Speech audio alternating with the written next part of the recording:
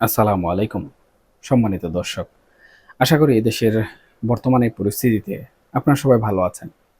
আপনারা হয়তো খেয়াল করে থাকবেন ৫ আগস্টের পর কিংবা ২০২৪ সালের সেই প্রবল গণঅভ্যুত্থানের পর সাধারণ মানুষের একটা বড় অংশের ধারণা বাংলাদেশের রাজনীতি থেকে আওয়ামী লীগ বুঝি এবার চিরতরে হারিয়ে গেছে।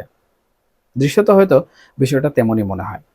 কিন্তু রাজনীতির যেই অন্দরমহল কিংবা আন্তর্জাতিক কূটনীতির যেই দাবার বোর্ড, সেখানে যদি আপনি একটু ভালো করে সতর্ক দৃষ্টিতে চোখ রাখেন, তবে আপনি রীতিমতো চমকে উঠতে পারেন।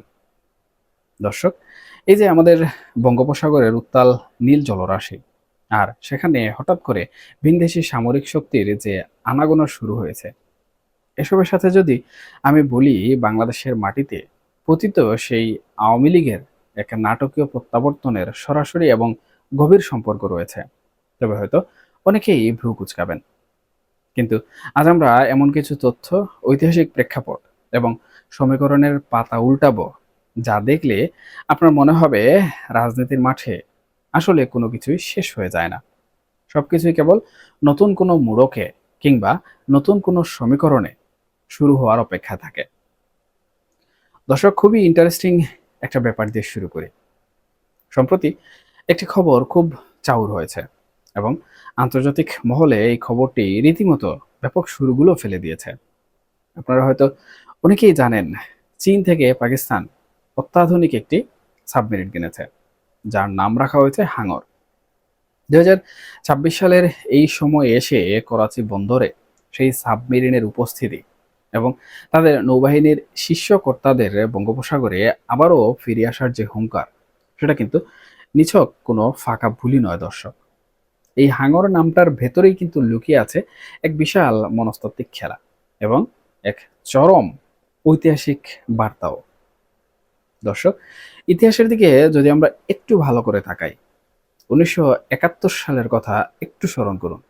পাকিস্তান যখন এই মাটিতে চূড়ান্ত পরাজয়ের দ্বারপ্রান্তে, তখন তাদের নৌবাহিনীর পিএনএস হাঙর নামের একটি সাবমেরিন কিন্তু ভারতের যুদ্ধজাহাজ আইএনএস খুরকিকে টর্পেডো মেরে ডুবিয়ে দিয়েছিল।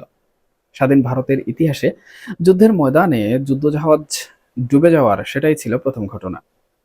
সেই হামলায় ক্যাপ্টেন মহেন্দ্রনাথ মুল্লা সহ ভারতের ১৭৬ জন নাবিক সেই সময় প্রাণ হারান। দর্শক, যদিও ভারত ও বাংলাদেশের যৌথ বাহিনীর কাছে পাকিস্তানের লজ্জাজনক পরাজয় কোনোভাবেই ঠেকানো যায়নি, কিন্তু এই একটি ঘটনা ছিল পাকিস্তানের নৌবাহিনীর জন্য বিশাল এক অহংকার আর উদযাপনের জায়গা। আজ ৫৫ বছর পর পাকিস্তান যখন চীন থেকে আনা সর্বাধুনিক প্রযুক্তির একটি সাবমেরিন, যাতে এআইপি বা এয়ার ইন্ডিপেন্ডেন্ট প্রপোর্শন প্রযুক্তি রয়েছে, অর্থাৎ যে সাবমেরিন ব্যাটারি চার্জ করার জন্য বারবার পানির উপরে না এসেও একটানা দীর্ঘ সময় গভীর সমুদ্রে লুকিয়ে থাকতে পারে, যাকে আসলে রাডারে ধরা প্রায় অসম্ভব, তেমন একটি মরণাস্ত্রের নাম আবার হাঙর রাখছে, তখন তারা মূলত ভারতকে একটি প্রচ্ছন্ন এবং শক্তিশালী বার্তা দিচ্ছে।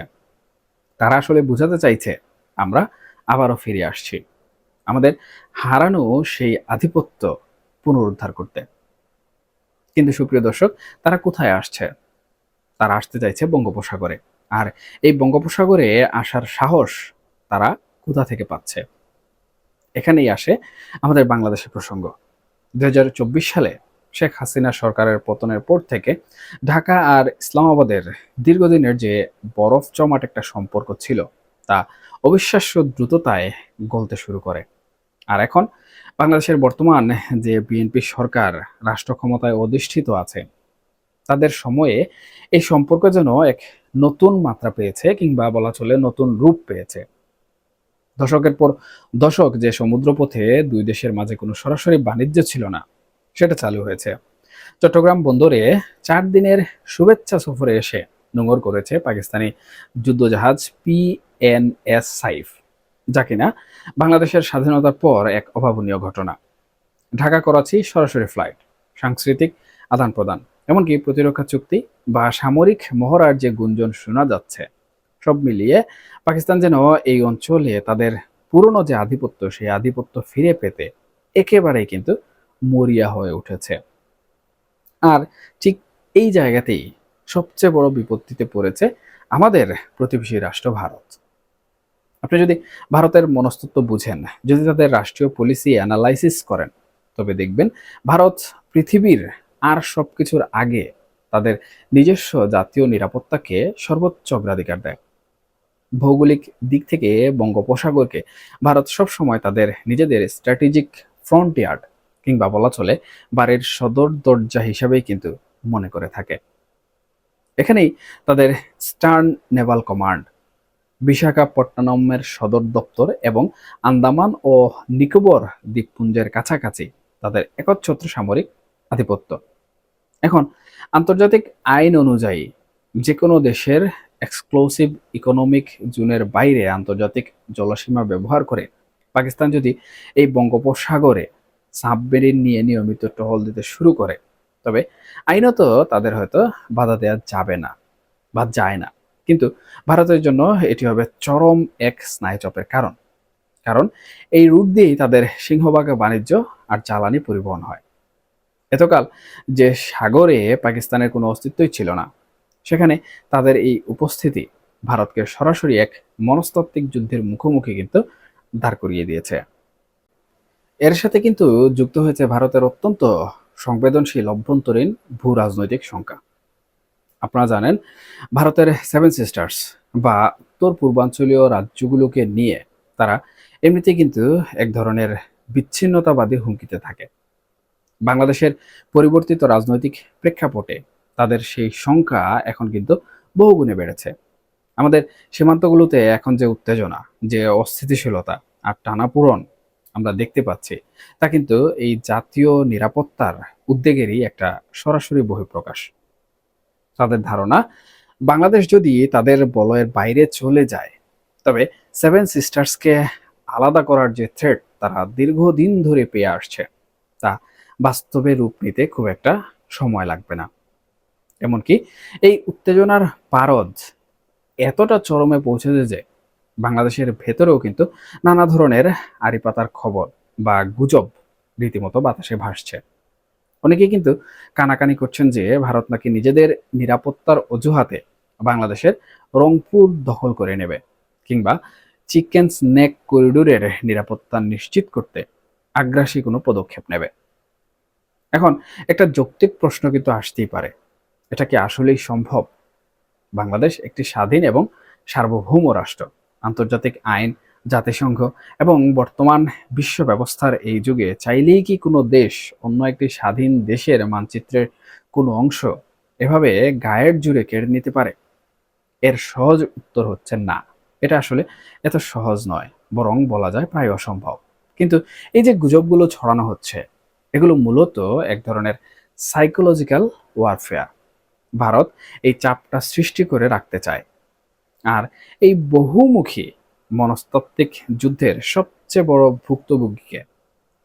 ভুক্তভোগী কিন্তু বাংলাদেশের বর্তমান বিএনপি সরকার। সরকার এক চরম মনস্তাত্ত্বিক এবং কূটনৈতিক চাপের মধ্য দিয়ে যাচ্ছে। একদিকে তাদের সামলাতে হচ্ছে ভারতের এই আগ্রাসী এবং সন্দেহবাতিক মনোভাব, সীমান্তে রক্তপাত আর উত্তেজনা। অন্যদিকে পাকিস্তানের এই অতি আগ্রহী বন্ধুত্ব, তার পেছনে আবার চীনের এক বিশাল ছায়া রয়েছে। একটি স্বাধীন দেশের সরকার হিসেবে জাতীয় স্বার্থ অক্ষুণ্ণ রেখে এই দুই বিপরীতমুখী শক্তির মাঝে ভারসাম্য রক্ষা করাটা এখন ভীষণ জটিল এক সমীকরণ হয়ে দাঁড়িয়েছে। বর্তমান সরকার না পারছে ভারতকে পুরোপুরিভাবে আশ্বস্ত করতে, না পারছে পাকিস্তানের এই নতুন সমীকরণকে একেবারে ধুয়ে মুছে ছুঁড়ে ফেলে দিতে। এবং দর্শক, ঠিক এই জটিল মারপেচে এই যে এক দমবন্ধ করা ভূ রাজনৈতিক অচল অবস্থা, এখান থেকে কিন্তু তৈরি হচ্ছে আমাদের আলোচনার সেই মূল টুইস্ট। পতিত আওয়ামী লীগ ঠিক এই মোক্ষম সুযোগটার জন্যই নীরবে অপেক্ষা করছে। রাজনীতিতে খুব প্রচলিত একটা কথা আছে, প্রতিপক্ষের চরম দুর্বলতাই হলো আপনার কামব্যাকের সবচেয়ে বড় শক্তি। ভারত যখন দেখছে যে বাংলাদেশের বর্তমান রাজনৈতিক বাস্তবতায় তারা তাদের সেই দীর্ঘদিনের নিরঙ্কুশ নিয়ন্ত্রণ হারাচ্ছে, তাদের বাড়ির সদর দরজা বঙ্গোপসাগরে পাকিস্তানের অত্যাধুনিক সাবমেরিন ঘোরাঘুরি করার সাহস পাচ্ছে এবং তাদের সেভেন সিস্টার্সের নিরাপত্তা হুমকিতে পড়ছে, তখন ভারত তাদের জাতীয় নিরাপত্তার স্বার্থে যে কোনো পদক্ষেপ কিন্তু গ্রহণ করতে কখনোই পিছপা হবে না, এবং তারা সেই পর্যায়ে কিন্তু কাজ করছে। ভারতের এখন এই অঞ্চলে এমন একটি পরীক্ষিত মিত্র বা শক্তি দরকার, যারা ক্ষমতায় থাকলে তাদের এই নিরাপত্তা নিয়ে আর কোনো উদ্বেগ থাকবে না, যারা বঙ্গোপসাগরে অন্য কোনো বৈদেশিক শক্তির আনাগোনাকে কোনোভাবে প্রশ্রয় দেবে না। আর ভারতের কাছে এই নিয়ন্ত্রণের সবচেয়ে বিশ্বস্ত এবং পরীক্ষিত তুরুপের তাসকে নিঃসন্দেহে আওয়ামী লীগ। ভারত কখনোই চাইবে না তাদের প্রতিবেশী রাষ্ট্রে এমন কেউ ক্ষমতায় থাকুক যাদের আমলে পাকিস্তান কিংবা চীন তাদের নাকের ডগায় এসে ছুরি ঘুরায়। সুতরাং বাংলাদেশের উপর নিজেদের একচ্ছত্র নিয়ন্ত্রণ পুনঃপ্রতিষ্ঠা করার জন্য ভারত তাদের সেই পুরনো মিত্রকেই আবার কিন্তু রাজনীতির মাঠে ফিরিয়ে আনার সর্বাত্মক চেষ্টা করবে। দেখুন সুপ্রিয় দর্শক, আওয়ামী লীগও কিন্তু এই ভূ রাজনৈতিক সমীকরণটি খুব ভালো করেই জানে এবং বুঝে। তারা জানে বর্তমান সরকার এই ত্রিমুখী চাপে যত বেশি পিষ্ট হবে, ভারত তাদের নিরাপত্তার প্রশ্নে যত বেশি ইনসিকিউরিটিতে ভুগবে, আওয়ামী লীগের রাজনীতির মাঠে ফেরার পথ ঠিক ততটাই কিন্তু মসৃণ হতে থাকবে। এই যে ভূ রাজনীতির জটিল মারপ্যাচ, এখান থেকে কিন্তু আওয়ামী লীগের কামব্যাক অনেকটা নিশ্চিতভাবেই হবে বলে ধরে নেওয়া যেতে পারে। সুতরাং দর্শক, আমরা যদি পুরো দৃশ্যপটটাকে একসুতোয় গাঁথি, তাহলে উপসংহারটার দ্বারায় একেবারে আমাদের ভূমিকার সেই কথার মতোই। বঙ্গোপসাগরের গভীর নীল জলরাশিতে পাকিস্তানের এই হাঙর সাবমেরিনের যে আনাগোনা, এটা শুধু ভারত কিংবা পাকিস্তানের সামরিক পেশি প্রদর্শনের কোনো বিচ্ছিন্ন ঘটনা নয়। এটা আমাদের বাংলাদেশের অভ্যন্তরীণ রাজনীতির আগামী দিনের ভাগ্য নির্ধারণের এক বিশাল নিয়ামক। পাকিস্তান কিন্তু মরিয়া হয়ে চাইছে তাদের হারানো আধিপত্য পুনরায় ফিরে পেতে। ভারত যে কোনো মূল্যে চাইছে তাদের নিচ্ছিদ্র জাতীয় নিরাপত্তা নিশ্চিত করতে। আর এই দুই পারমাণবিক শক্তির অহংকারের লড়াইয়ে বাংলাদেশের বর্তমান বিএনপি সরকার লড়ছে নিজেদের অস্তিত্ব, সম্মান এবং সার্বভৌমত্বের ভারসাম্য রাখতে। কিন্তু এই ত্রিমুখী সংঘর্ষে তৈরি হওয়া ধুলোঝড় আর রাজনৈতিক অস্থিতিশীলতার পুরো সুযোগটাই কাজে লাগাতে চাচ্ছে আওয়ামী লীগ। তাহলে কি অদূর ভবিষ্যতে আমরা বাংলাদেশের রাজনৈতিক একটা পট পরিবর্তন দেখতে পাবো, যেই পট পরিবর্তনের মাধ্যমে আওয়ামী লীগ আবারও কামব্যাক করবে? তবে এখানে জনগণের মনস্তাত্ত্বিক যে চিন্তাধারা, সেটা কিন্তু অত্যন্ত গুরুত্বপূর্ণ। একটি দেশে কোনো প্রকার অস্থিতিশীলতা, কোনো প্রকার সহিংসতা কিংবা তার সার্বভৌমত্ব বা স্বাধীনতা যদি নষ্ট হওয়ার দিকে চলে যায়, তখন সেই দেশের সাধারণ মানুষ কিন্তু কোনোভাবে বসে থাকে না। তারা সবাই প্রতিবাদ করতে শুরু করে, সবাই কিন্তু সংগ্রামে আন্দোলনে ঝাঁপিয়ে পড়ে, এবং এই সাধারণ জনগণের যে মনস্তাত্ত্বিক চিন্তাধারা, সেই মনস্তাত্ত্বিক চিন্তাধারাকে কাজে লাগিয়ে কিন্তু সকল কাজকর্ম এগিয়ে নিয়ে যেতে হবে। এখনকার মতো এই পর্যন্তই। সবাই ভালো থাকবেন, সুস্থ থাকবেন। আল্লাহ হাফেজ।